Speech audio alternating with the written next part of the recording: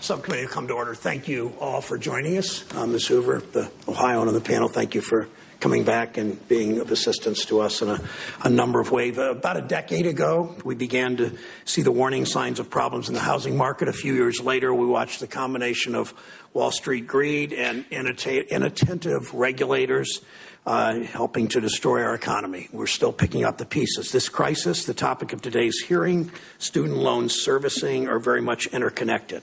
Over the course of the last few years, we've seen far too many homeowners become victims of improper foreclosures when their mortgage servicer could have assisted them to enroll in a loan modification program, but chose not to. And here we are again. Outstanding student debt is $1.2 trillion, more than credit card debt, more than auto loans. Student debt is second only to mortgage debt, as we all so painfully have heard.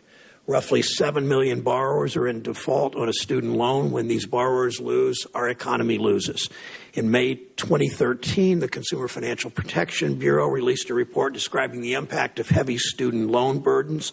A growing group of business leaders and regulators have joined the CFPB to describe how student loans can interrupt the slowly recovering economy.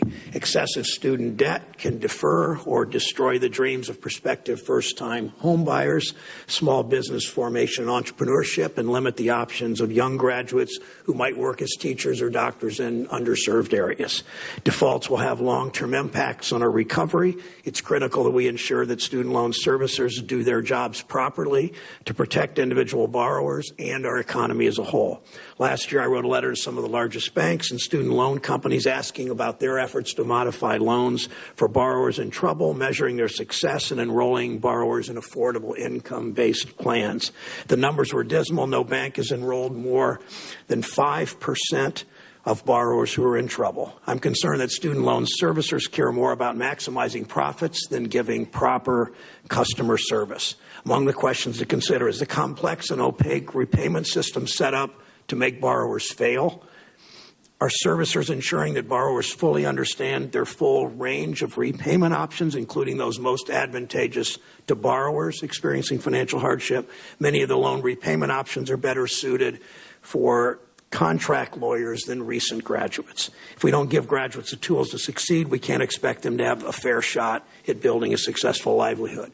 How can borrowers understand the repayment options best suited to their specific needs when written in legalese that only lawyers are trained to understand?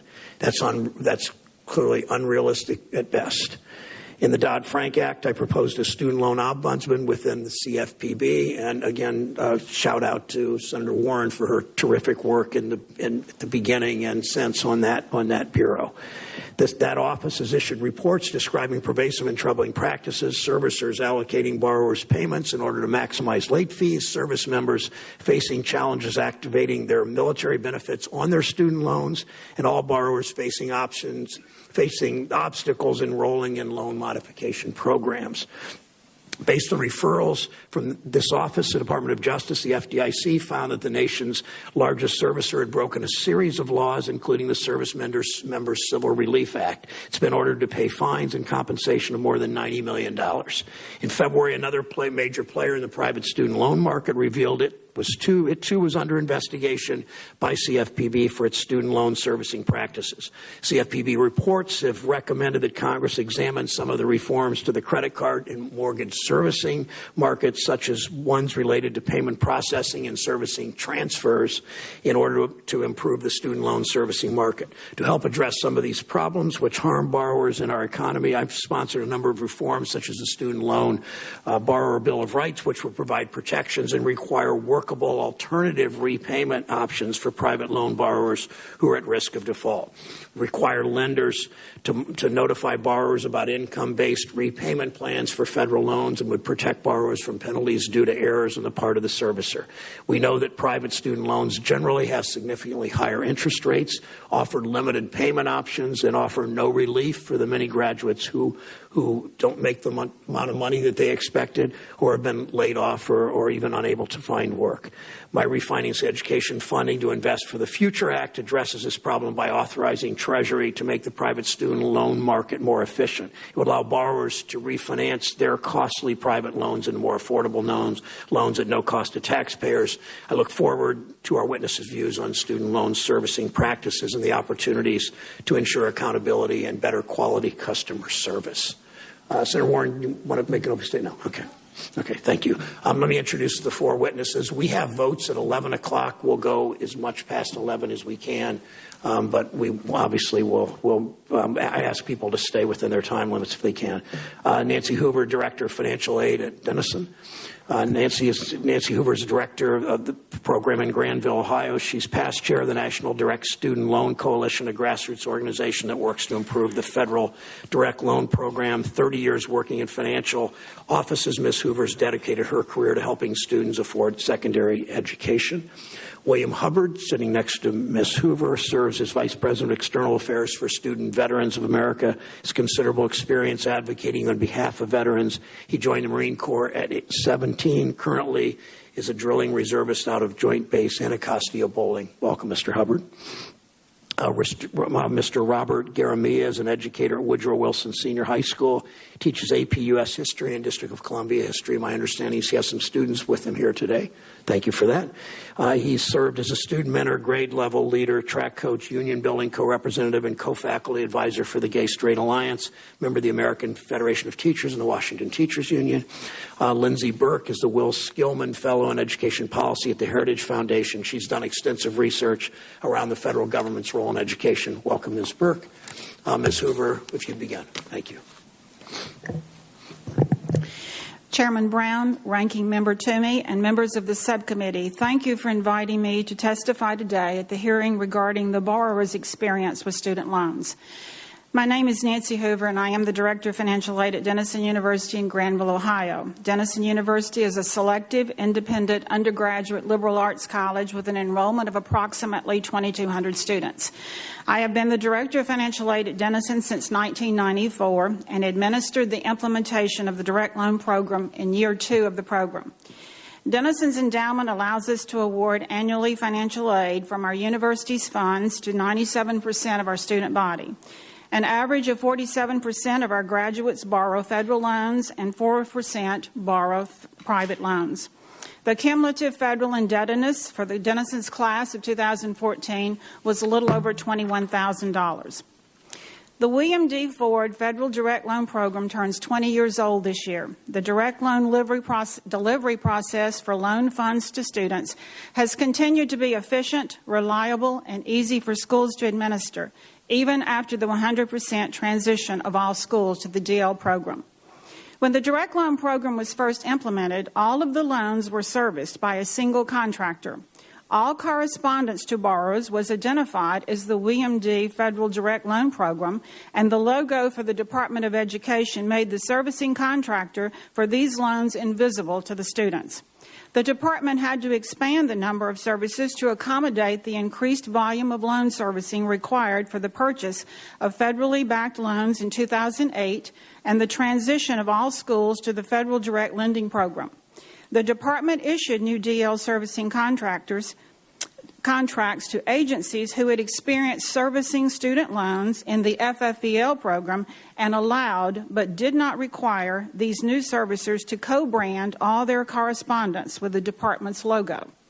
Since the servicer's logo appears larger than the department's logo, borrowers are confused as to why they are receiving written or electronic correspondence from an unknown agency. Servicers report a large percentage of unopened emails from the borrowers because they believe the correspondence is junk mail or spam. The inherent flaw with the current multiple servicer environment is that borrowers do not understand who is servicing their loans and are at a greater risk of defaulting.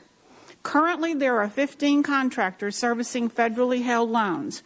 The current federal loan servicing environment needs to be simplified by a mandate that contractors be invisible agents of the federal government with identical processes and policies, and the number of contractors be limited. Congress made progress in this area with the Bipartisan Budget Act of 2013, which eliminates the special treatment for nonprofit student loan servicers. When the Department of Education has the opportunity to renew the servicer contracts, it should consult with all of the stakeholders in student loan servicing and open the contract bidding process to other entities in financial sectors outside the previous FFEL environment. Borrowers need their point of contact for all repayment activities to be a single web portal and one phone number for account access. The Department of Education has made significant progress toward creating a single portal for students who borrow federal loans with the creation of studentloans.gov, an efficient and robust portal at which students can execute every required process for their federal loans except to initiate the repayment process. Studentloans.gov can be expanded so students can begin the repayment process of their federal loans at this site instead of going to a specific servicer website. Senator Brown, I'd like to thank you and other members of the committee for your support of Bank on Students Emergency Loan Refinancing Act and the Student Loan Borrower Bill of Rights. These bills assist borrowers with loans at multiple servicers to refinance all of their loans to have a single servicer. And it also required servicers to notify delinquent borrowers about income-based options. However, with all of the good options of repayments from which a borrower can choose, it is extremely confusing for students to understand the intricacies of all the current repayment options. I encourage Congress to reduce the current number of loan repayment plans to 2, standard and income-based, from which students can choose. Repayments should be collected through the payroll withholding. Many borrowers are unaware that servicer has changed until they encounter a problem. According to the report by Consumer Financial Protection Bureau, many borrowers have filed complaints to correct errors related to the servicing contracts. Student loan servicers need to provide notice to borrowers about a change in their service like the mortgage servicers are required to do. Thank you again, Chairman Brown, for the opportunity to provide a financial aid administrator's perspective on student loan servicing, and I'm happy to respond to any questions you or the members of the subcommittee might have. Thank you, Ms. Hoover. Mr. Hubbard. Chairman Brown, Ranking Member Toomey, and members of the subcommittee, thank you for inviting Student Veterans of America to submit our testimony on student loan servicing, the borrower's experience. As the premier advocate for student veterans in higher education, it is our privilege to share this on-the-ground perspective with you today. As veterans graduate across the country, we believe that the student debt burden will ultimately be one of the largest inhibiting factors to their long-term success. This, in part, stems from the lack of access to information at individual and institutional levels. Veterans consistently cite the following challenges: difficulty obtaining accurate information about loans, convoluted pathways to gathering information and implementing programs, and unnecessary roadblocks put in place by servicers. Despite avid efforts to increase protections against abusive practices, getting service members and veterans the right information about the protections at the right time remains a challenge. Service members and veterans have access to protections under the Service Member Civil Relief Act, SACRA, and access to many different student loan repayment options. Unfortunately, this web of support does not function cohesively, and programs often function independent of each other. We have seen that many service members enter the military with pre-service student loan debt. This existing debt is also a major source of the overall debt owned by service members and veterans. Existing debt is particularly harmful to a service member or veteran when servicers do not comply with protections afforded by SACRA. There is also a common misconception that veterans who go to school on the GI Bill have a free ticket, but we know this is simply not true. As an earned benefit, not only is the GI Bill not free, it may not always cover the cost of a full education. This is especially true for those attending private institutions or for those considered out-of-state residents. To prevent situations that may violate a service member or veteran's rights, we believe that institutions need to have access to a full range of financial data. This data is necessary for institutions to be able to effectively counsel their students about their financial futures. Individuals should also have access to this data to achieve the highest level of consumer awareness. Currently, there is no widely used system that would allow any individual with education debt to see all of their loans in a centralized place. Meteor, run by the National Student Clearinghouse, could be such a tool. The Meteor program has the unique function of providing all private lender data and would simply require the approval from the Department of Education to access direct loan data. To date, this has yet to happen. While we might not know the full effect of student debt for this generation of veterans, we are beginning to see the first and second order effects today. Service members and veterans with student debt are significantly less likely to build their own business, save for a home, or save for their retirement. The effect of these issues will impact the economy for years to come and will continue to distort economic behavior if not taken seriously.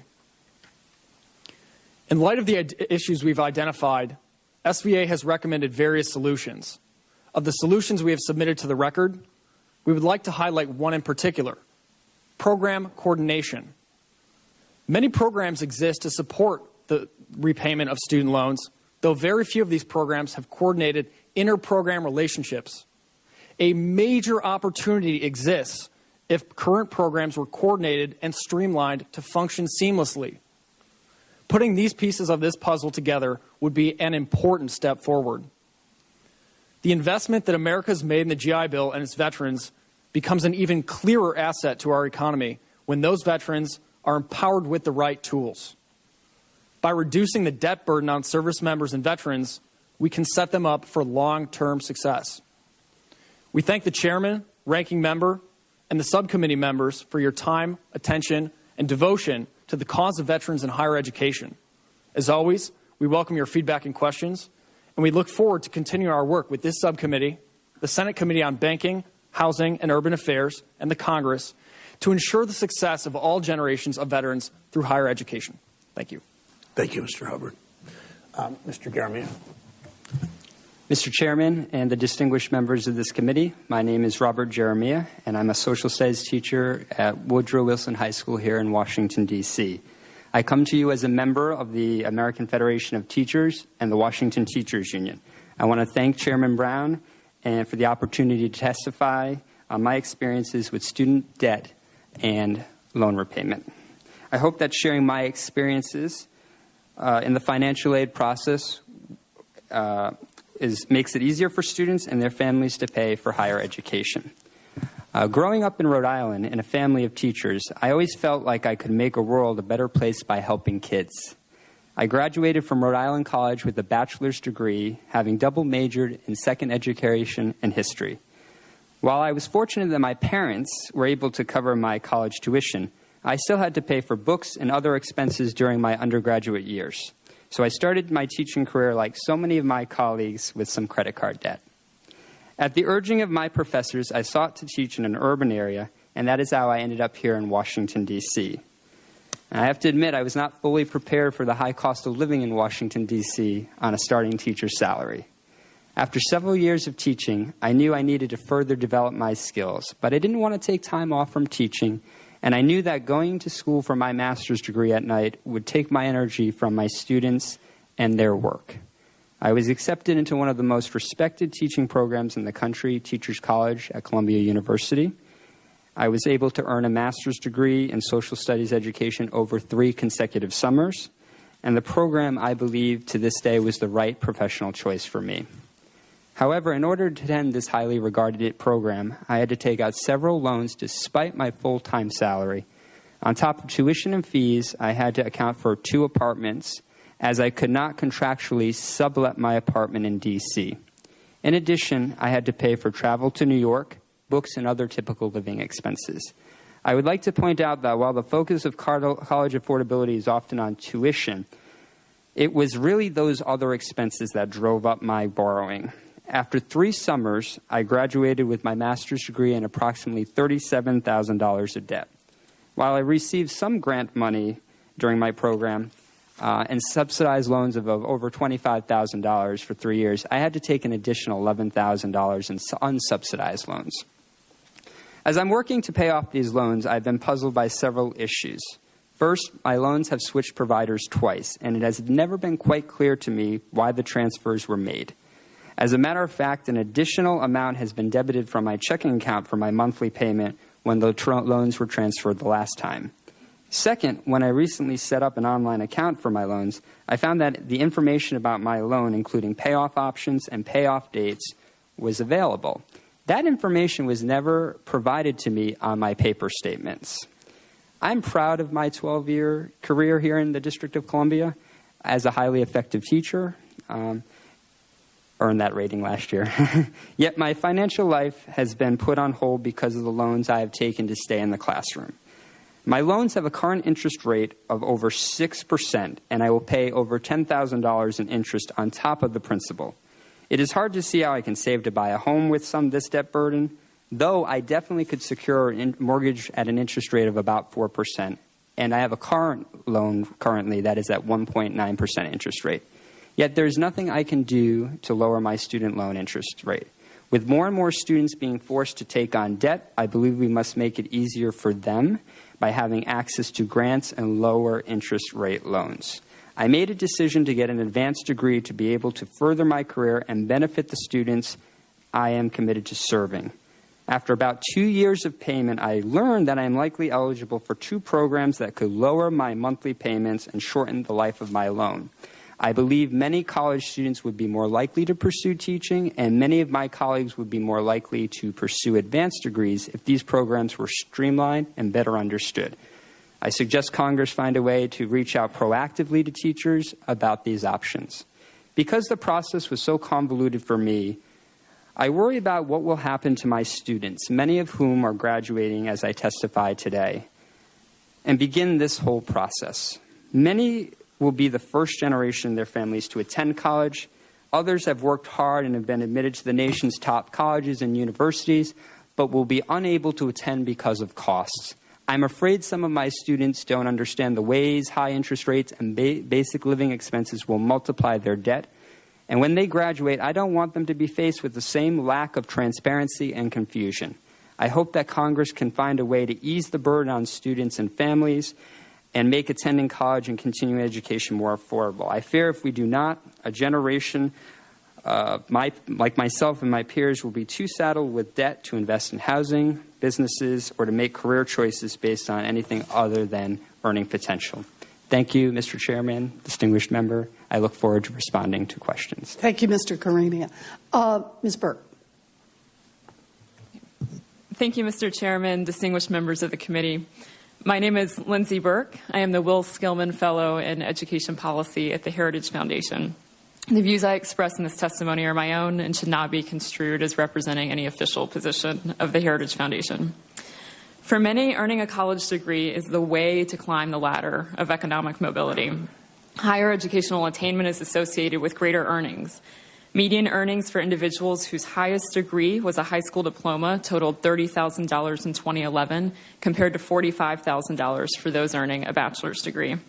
College graduates, on average, earn $650,000 more over the course of a 40-year career. While a college degree isn't the only route to upward mobility, for many, it represents the most promising path for achieving their full earnings potential. The value of earning a college degree is demonstrable. The cost of earning that degree, however, has become prohibitively expensive for many as college costs have risen. Average tuition at 4-year public institutions for out-of-state students reached $22,200 this academic year, and at private universities, average tuition is over $30,000 annually. Many students leave with a bachelor's degree in hand, but burdened with tens of thousands of dollars in student loan debt. Worse still, many students leave college without graduating, burdened with debt and lacking the paper credential they had hoped would put them on the path toward middle-class stability or better. Well-intentioned federal policies have failed to drive down college costs. An easy flow of federal student aid has enabled students to take out sizable student loans with little, if any, credit check or consideration for their future earnings potential. Some have even argued that such policies have enabled universities to raise tuition, creating a vicious lending and spending cycle. Federal higher education subsidies have increased substantially over the past decade and now represent 71% of all student aid. According to the College Board, during the 2012-13 academic year, 43% of all student aid was in the form of federal student loans. The College Board notes that over the past 10 years, the number of students borrowing through federal student loans increased by 69%, from 5.9 million students during 2002 to over 10 million today. Approximately 60% of students who earned a bachelor's degree during the 2011-12 academic year left school more than $26,000 in debt. And as the chairman mentioned, total cumulative student loan debt now exceeds $1 trillion, which is more than credit card debt cumulatively. Increases in debt have been driven by increases in college costs. In the last 30 years, inflation-adjusted tuition and fees at private colleges increased by 153%. Tuition and fees at public universities increased in real terms by 231%. That's an increase that's greater than increases in the cost of health care. Increases in tuition and fees over the past 30 years suggest that growth in federal subsidies, such as loans and grants, have done little to mitigate the college cost problem.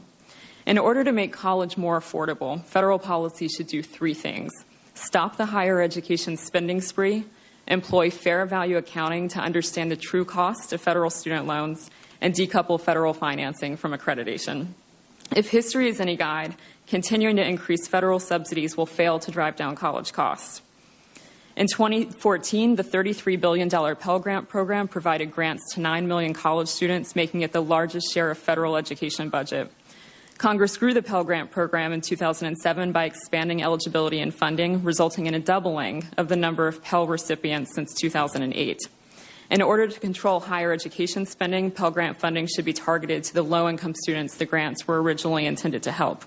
In addition, as long as the federal government finances federal student loans, it should use fair value accounting practices to get an accurate measure of what those programs are costing taxpayers to ensure the loans use a non-subsidizing interest rate.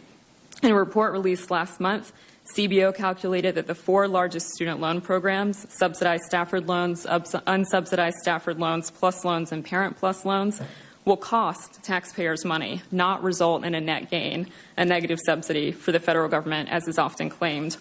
While the report states that the four loan programs will yield a savings of about $135 billion from 2015 to 2024, CBO calculates in the same report that using fair value accounting measures, the four loans would actually have a net cost of $88 billion over the next 10 years, not including administrative costs. In other words, the four largest student loan programs represent an $88 billion taxpayer finance subsidy. CBO explains the utility of using fair value accounting to fully understand the cost of federal lending, stating that the government is exposed to market risk when the economy is weak because borrowers default on their debt obligations more frequently and recoveries from borrowers are lower. Fair value estimates take this market risk into account and as a result are a more accurate reflection of the cost of federal student loans. Congress should not expand the federal student loan program without requiring that fair value accounting be used to calculate the cost of these loans. Any loan program should use a non-subsidizing interest rate, e.g., the rate at which the program breaks even. Absent fair value accounting, it is impossible to tell the extent to which the student loan program is providing a subsidy to borrowers. Specifically, the Department of Education should be required to use fair value accounting estimates calculated by CBO and adjust loan rates accordingly going forward on an annual basis. This would help determine whether the programs are costing money for taxpayers and where to set interest rates to ensure the programs break even. Finally, if federal policymakers want to drive down college costs and increase access to higher education for those historically underserved by the traditional four-year system, the single most important reform that can be made is to decouple federal financing from accreditation. Continuing to simply increase federal subsidies for higher education will fail to solve the college cost problem. Moreover, such subsidies shift the responsibility of paying for college from the student who directly benefits from attending college to the taxpayer, transferring the burden of student loan financing from university graduates who will earn significantly more over the course of a lifetime than someone with a high school diploma to the three-quarters of taxpayers who do not hold bachelor's degrees is inequitable. In order to drive down college costs and increase access to higher education opportunities, policymakers should stop the federal spending spree, employ fair value accounting practices, and ultimately work to decouple federal financing from accreditation. Thank you. Thank you, Ms. Burke. And my apologies both to Mr. Jeremy and to Ms. Burke. I've never left a committee I've chaired and done that, and it was a call I just had to take, and I apologize. And I know of your story after Columbia, and appreciate that. And Ms. Burke, sorry to you too at the beginning of your remarks. Ms. Hoover, start with you, and I appreciate your comments. Your testimony and others on the panel point out, obviously, that financial futures of students depend on fair, responsible servicing practices, but students aren't able to choose who will service their student loan. They're selected by lenders, often paid by the number of loans they service rather than the quality of that servicing. Talk about that structure. I know from your testimony you don't consider that the right structure. Explore with us the better way to do this, sort of an analysis of that structure the way it is now and the better way to do that, if you would explain your thoughts that way. Thank you, Senator Brown. Currently, the servicers, contractors, the volume of loans assigned to the servicers based on metrics. There are 3 metrics that are based on satisfaction: school satisfaction, customer satisfaction, borrower satisfaction, and some satisfaction from FSA and some other federal agencies. And the other 2 metrics are the percentage of loan defaults and percentage of the dollars in default. So those are metrics that for each of the servicers are measured to get their volume of loans. The loans are assigned to these servicers. The student does not know to whom the servicer, their loan has been serviced. The Federal Department of Education has done a good job of trying not to have mixed borrowers. They're trying to have all the loans for a student with one servicer. However, there are some students who have loans that are still FFEL loans that were not sold to the department. So there still are cases where students have more than one servicer.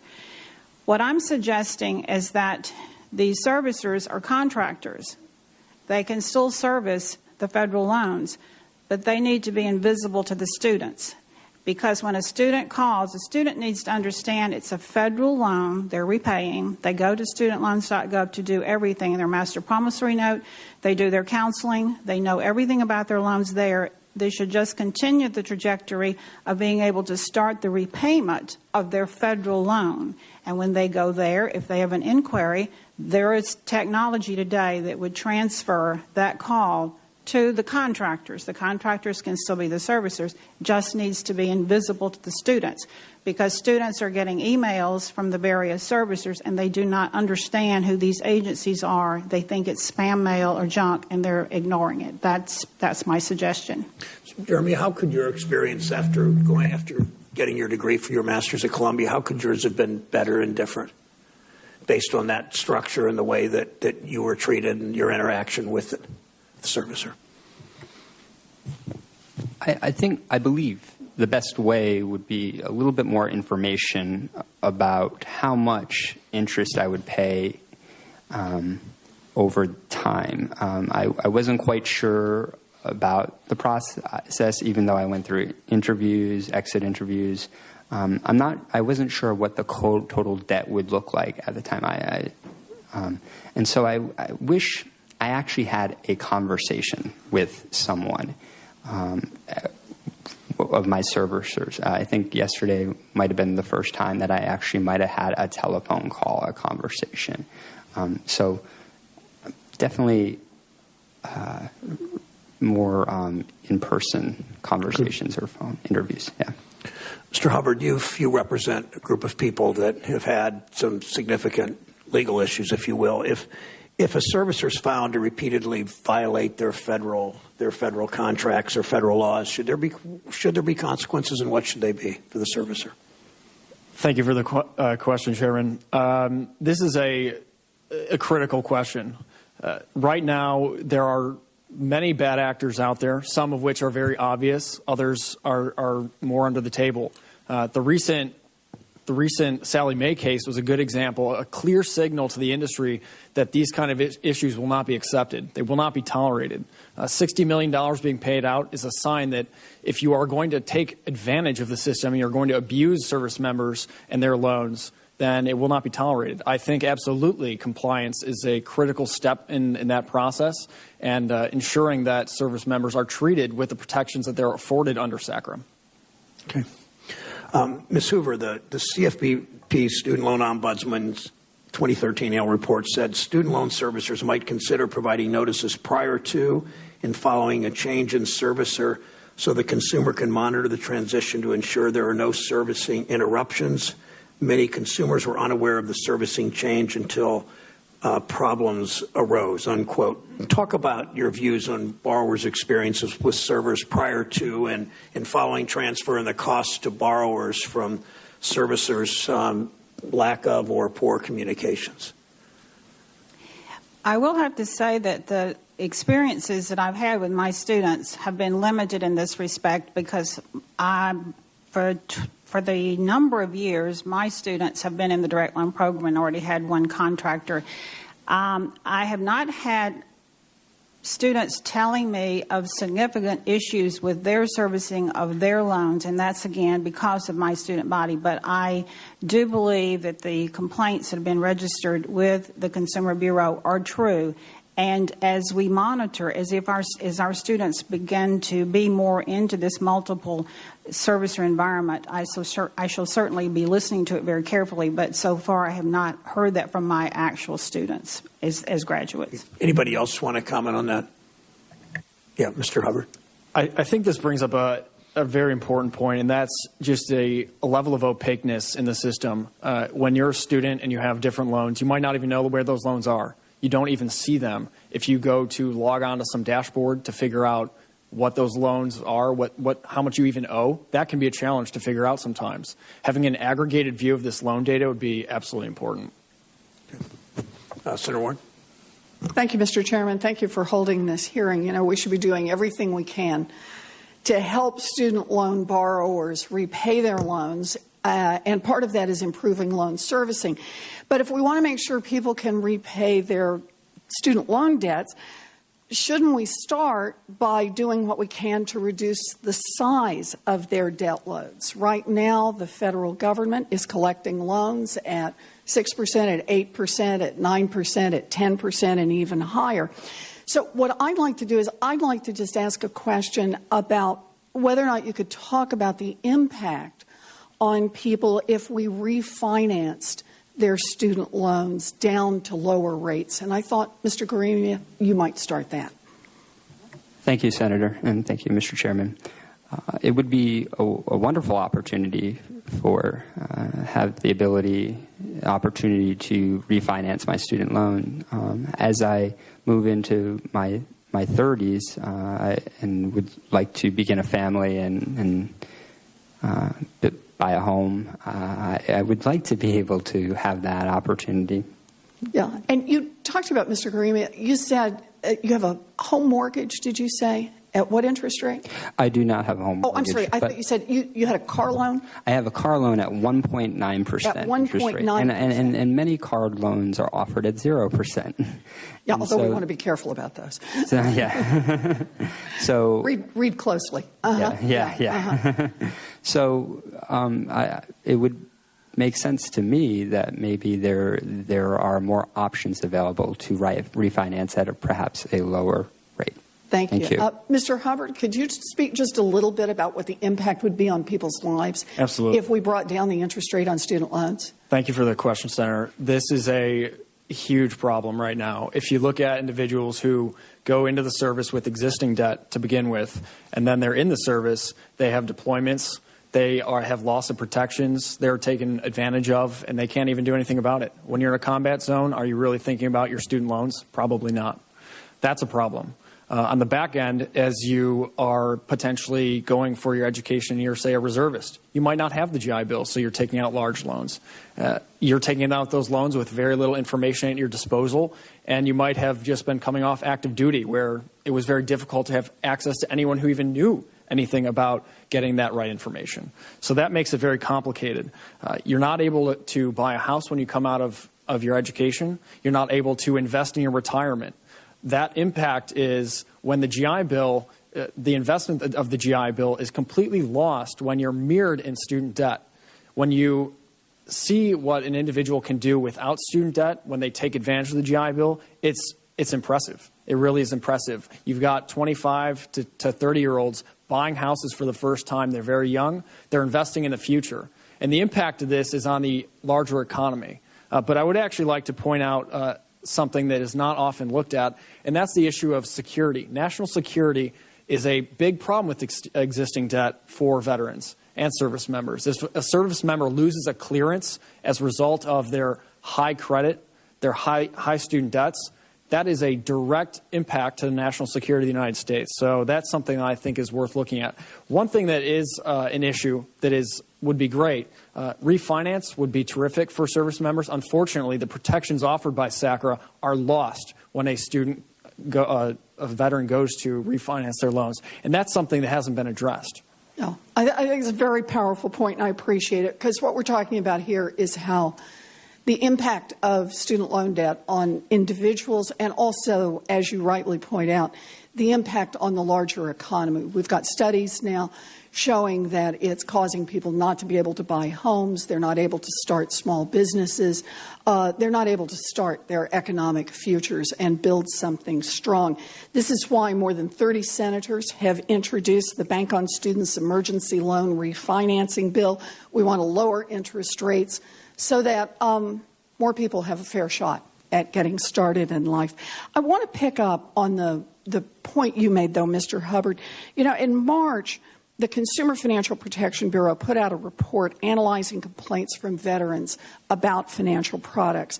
And the report suggests that private student loan debt collectors may be making misleading or intimidating statements to coerce veterans into paying their debts, including threatening to contact a service member's chain of command or repercussions under the Military Code of Justice for failure to pay. And in March, the GAO released a report raising issues regarding the oversight of contractors who collect on federal student loan debt. Mr. Hubbard, are you concerned that the federal student loan debt collectors are also using military service members' service to pressure them to repay? It's a great question, Senator. I'm not only concerned, I'm absolutely outraged. This is something that is unacceptable.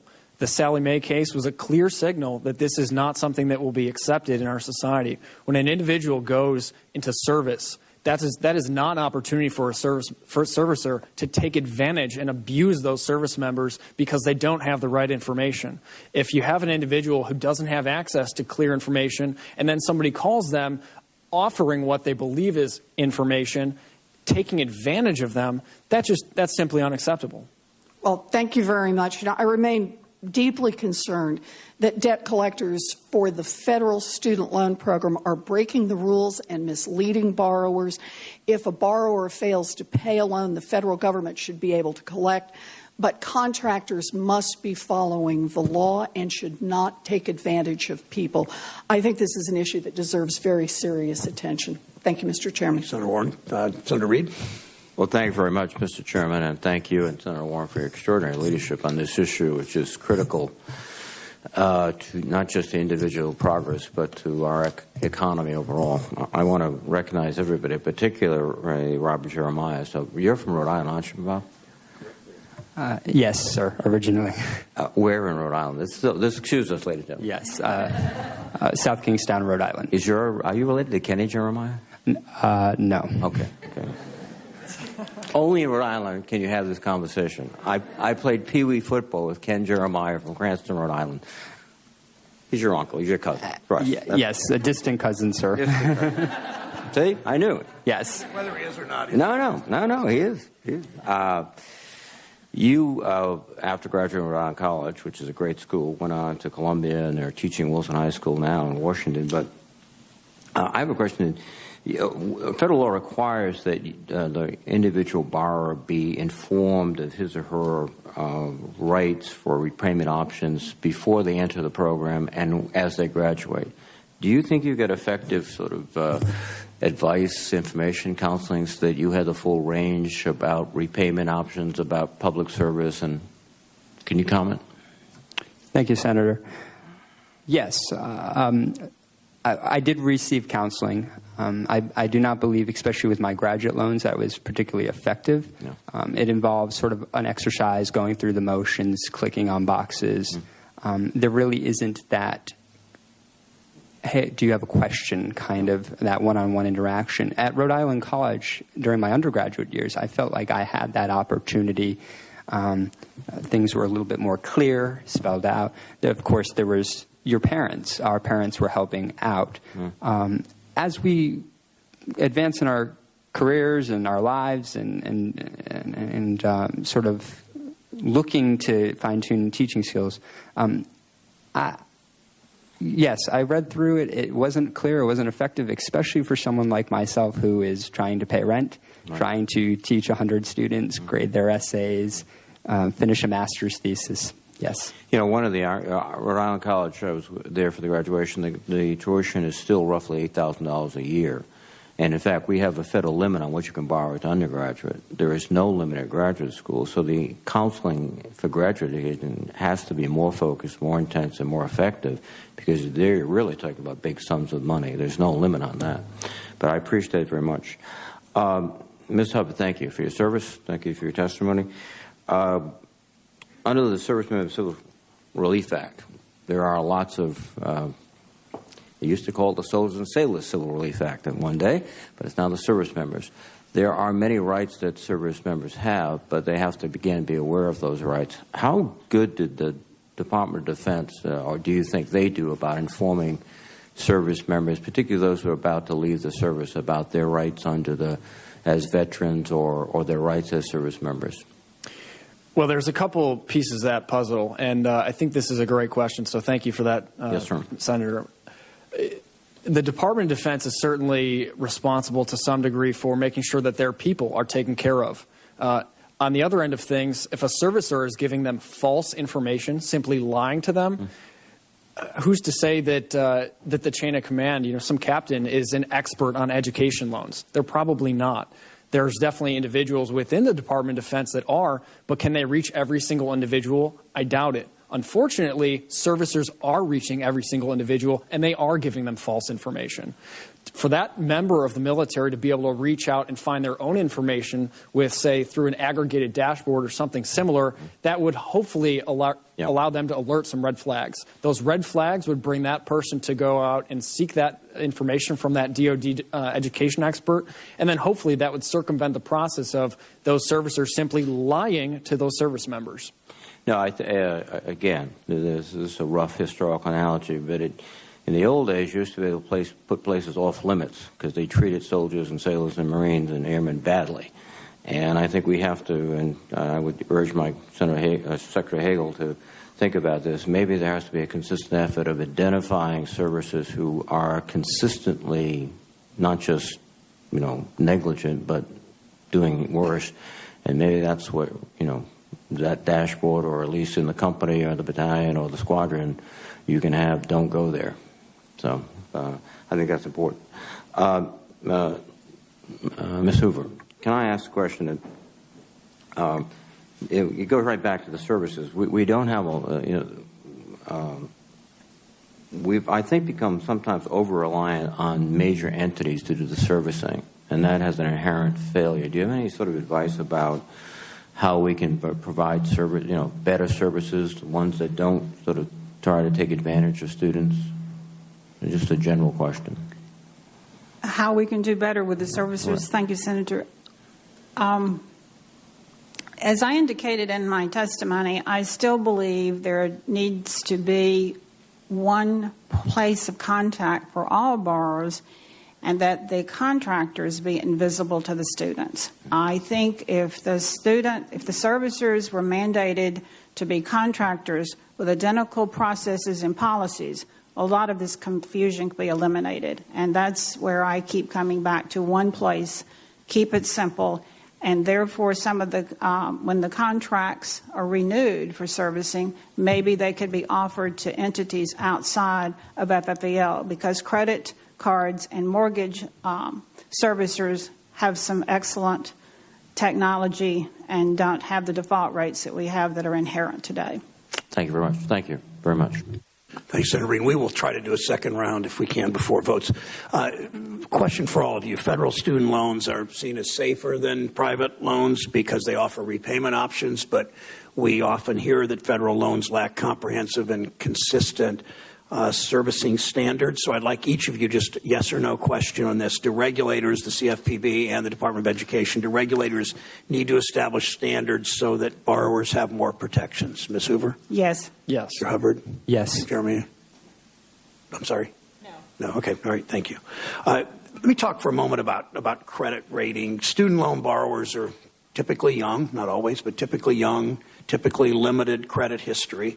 They enter this marketplace if the servicer doesn't serve them quite right. They end up, if servicer makes mistakes, report loans that are in payment plan is delayed. Borrowers can be penalized for irresponsibly managing their debt, if you will. Mr. Jeremiah, how do servicers affect credit cards and credit scores? Excuse me. How do servicers affect credit scores and inability to access credit later in their lives?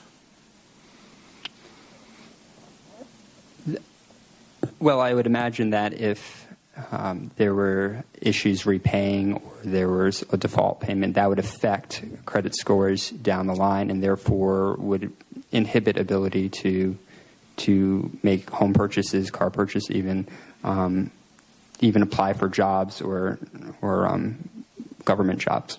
Thank you. Mr. Hubbard, you talked about a soldier in combat. You talked about veterans, soldiers and sailors and airmen and women coming home and facing student loan various kinds of student loan problems, and just how it's much more difficult to launch their economic lives, as Senator Warren said. Talk to me about what a credit score means to current and former military personnel who may have to pass credit checks in terms of security clearance and getting their economic lives in order, both, if you would. Thank you for the question, Senator. There's two sides of this coin. There's the security issue and there's the economic issue.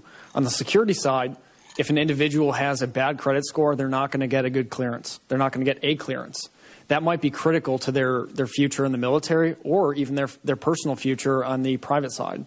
Have you seen examples of that? Yes, absolutely. Okay. And then alternatively, the economic issue is huge. The investment that America's made in service members is ultimately crippled when these individuals cannot invest in themselves and then further on in the economy. When they can't buy a home, that money is lost. It is lost to servicers and it is taken out of the economy and not reinvested. And you see, in terms of government investment, you see a soldier who is, for whatever reason, now has a lower credit score. Sometimes reasons not beyond her or his control. You see the government. You see that soldier eligible for a promotion. Eligible, perhaps the military is looking to provide to give them security clearance for this new position, this new rank. And they're denied because of the credit score, and the government investment then goes to waste in that sense. It does. It goes to waste, and this comes to a question of common sense. If we have good individuals who are strong soldiers, sailors, airmen, Marines, they do well, but they have a bad credit score, what it looks like is they're not responsible. When if you take it back and look at the context, a servicer might have taken advantage of this individual, flat out lied to them, and allowed this person to take out more loans than they were capable of, or just completely inflated the rate on them. They go deploy, they've got $50,000 in loans, they come back at $75,000. That is a big problem. And there's no real, for the soldier looking to get security clearance for her new position, there's no real appeal on this, I assume, and to the military of, well, my credit score is lower because of X, Y, and Z that I had nothing to do with. Well, there are appeals, but it doesn't take away the doubt. And the doubt is something that once seated is very difficult to scrub. Okay. Thank you, Mr. Hubbard. Senator Warren. Thank you. So we've talked a lot today about how federal investigators have uncovered serious problems with student loans, servicers, and collectors. Just recently, the GAO raised questions about federal debt collectors that are breaking the rules, and federal regulators have cited Sallie Mae for violating federal laws by overcharging service members on their student loans. Now, when loan servicers break the rules, they push borrowers to do things that are good for the bottom line of the servicer, but not good for the borrower. And ultimately, if students are not able to repay, then it's the taxpayers who will pick up the bill here. Part of the problem, as you've pointed out, is the rules are complex and it makes it hard for borrowers to know what they should expect from their servicers. But I want to ask the question from a little different angle, and that is, when a borrower thinks that something is wrong, thinks that maybe they haven't been told the truth or that someone has broken the law, where do they turn? Where do they go now? Ms. Hoover, how about if I start with you? Most of the time, the students now are going back to their financial aid office because they are so confused about where else to go. But the tragedy is that sometimes students don't do anything. Right. Well, fair enough. But in a small school like mine, we do due diligence and we continue corresponding with our students who are delinquent, so they do come back to us. But again, I'm a small school, and that is not realistic for large schools. And the further people get out of school, I'm sure the less likely it is they're going back to their old financial aid offices to be able to get any help. So basically what you're telling me is you don't have much of any place to turn, or at least don't know of much of any place to turn. Until we had the Consumer Bureau Protection Agency, but again, the students are not aware of that, and it's, again, just the lack of not understanding or where to go. Yeah. Mr. Hubbard, how about for vets? Well, I would like to point out one scenario, if I can, Senator. There was a service member cited by the CFPB after they solicited comment on this very particular topic, and this individual went to lower, under SACRA, went to lower their loans to 6%. The servicer looked at their loans. Everything that was below 6% was raised. Oh. That 6% did not get lowered. This individual made a call, and in the end, had all of their loans raised as a result. That's a prime example of what happens. This particular issue was found out by the CFPB, which is the primary route for individuals to make that complaint. Since the Consumer Bureau has come out and been soliciting this information, these stories have come out in droves. Yeah. And stories like that, they make me sick. Yeah, as they very well should. You know, borrowers shouldn't bear the responsibility for keeping servicers in line. Federal contracts should include accountability and oversight protections that require servicers to perform to a high standard. But at the very least, if borrowers have questions or they believe they've been mistreated, it should be clear where they can turn for some kind of relief. I want to ask about one other issue, if I can, and that is, you may know that Sallie Mae has been touting its status as the federal student loan servicer with the lowest default rates. And in February, I wrote a letter to Sallie Mae asking for data about the company's default prevention strategies. I asked for these data because not all strategies to reduce defaults are going to provide a path to successful repayment, and some may even leave borrowers deeper in debt.